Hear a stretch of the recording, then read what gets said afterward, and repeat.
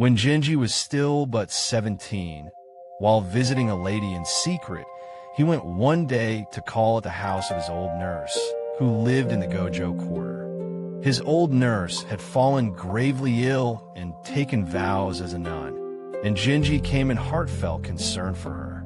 While his carriage waited at the gate, Genji happened to let his eyes rest on the fence of a small, modest house standing among the cramped and humble streets.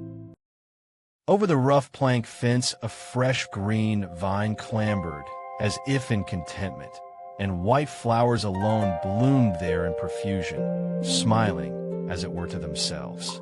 "What is the name of that flower?"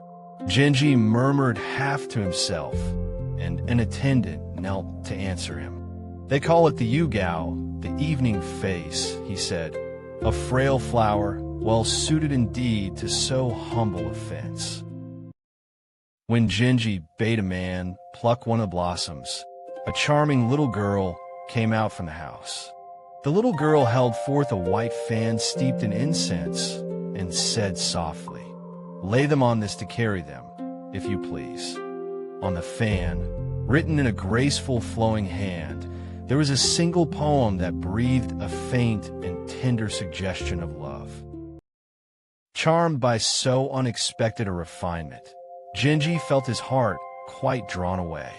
A quiet curiosity stirred within him as to just what manner of woman might dwell in such a place.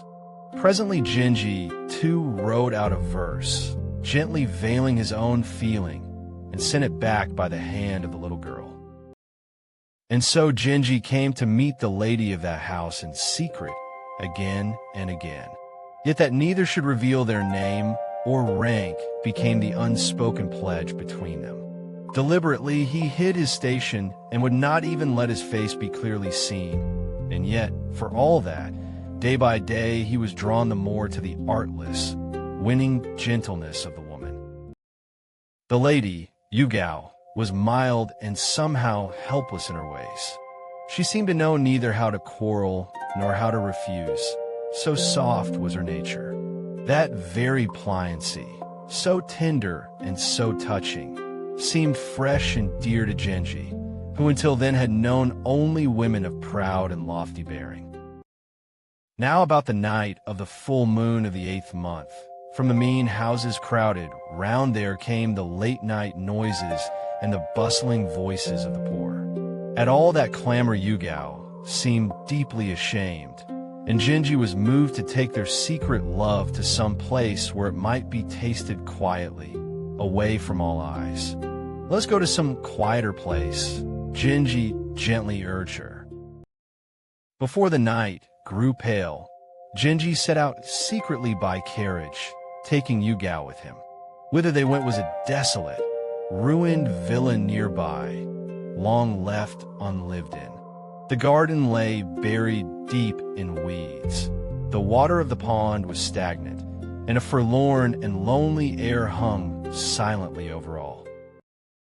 Alone at last with her in the deserted house, Genji for the first time opened his heart and gazed long and fondly upon Yugao's face.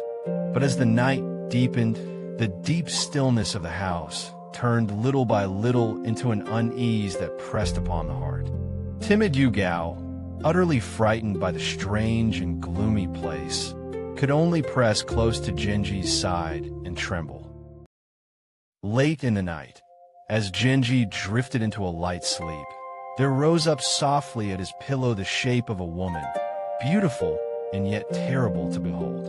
With a gaze brimming with resentment, the shape seemed to say, "That you should cherish such a woman as this, and pass over me who long for you," and looked reproachfully upon him.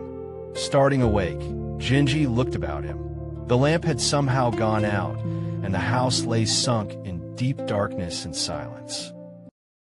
In alarm, Genji sought to rouse Yugao, but already she was growing cold, and only the faintest breath remained in her.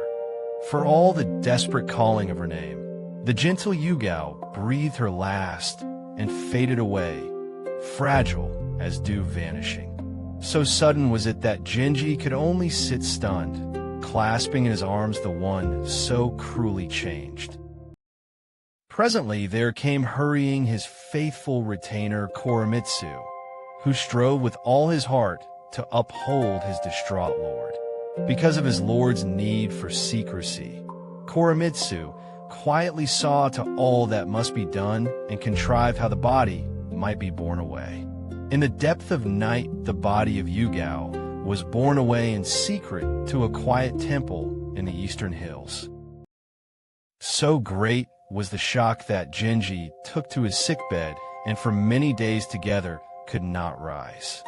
Those near and dear to him tended him in every way, and the voices of prayer and exorcism sounded without cease. The grief of having lost one so dear, while knowing not even her name, went on cutting deep into the young prince's heart. When at length Genji had somewhat recovered, the attendant Yukon, who had served the dead lady, came timidly before him. From Yukon's lips, the true history of Yugao was quietly made known. She had been a woman once secretly loved by Genji's dear friend Tanochujo, the very mother of that frail Pink, the child spoken of on the rainy night of judgments. Yugao, in dread of threats from the household of Tanochujo's principal wife, had hidden herself away with her little child. Living in quiet concealment near Gojo, she had, all unlooked for, become bound to Genji. To learn of so frail and strange a fortune only deepened Genji's sorrow the more.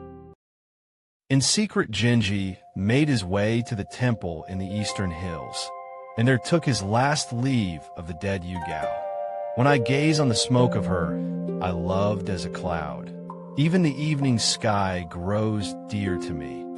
Looking up at the rising smoke and seeing his lost love within the clouds, Genji sorrowfully composed his verse.